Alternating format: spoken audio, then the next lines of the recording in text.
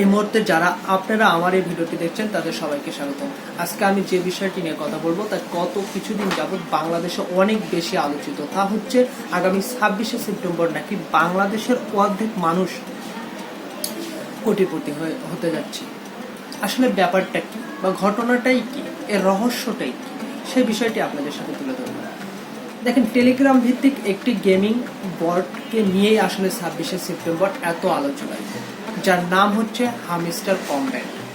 এই হামস্টার কমব্যাটে বিভিন্ন টাস্ক এবং শর্ত পূরণ করে কারেন্সি অর্থাৎ কয়েন অর্জন করা যায়, যে কয়েনকে নাকি আগামী 26শে সেপ্টেম্বর ক্রিপ্টো কারেন্সিতে রূপান্তর করা যাবে। ক্রিপ্টো কারেন্সিতে যদি রূপান্তর করা যায় তাহলে এই টাকাটা বা এই কয়েনটা কিন্তু তখন ব্যবহার করা যাবে।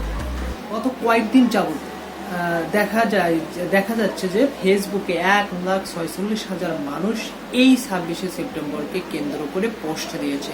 তাহলে বিষয়টি অনেক বেশি আলোচনা। কিন্তু এই বিষয়টি, এই যে বাংলাদেশের অর্ধেক মানুষ কোটিপতি হতে যাচ্ছে বা এখান থেকে যে টাকা তারা উত্তোলন করতে পারবে, এই বিষয়টি এখন পর্যন্ত গুজব বলেই মনে করছে বিশেষজ্ঞরা। তাদের মতে এই বিষয়টি আসলে পুরোপুরি গুজব। এটা কোনো স্বার্থন্বেষী মহল মানুষের কাছ থেকে অর্থ আত্মসাৎ করার জন্য এই গুজবটি ছড়িয়েছে।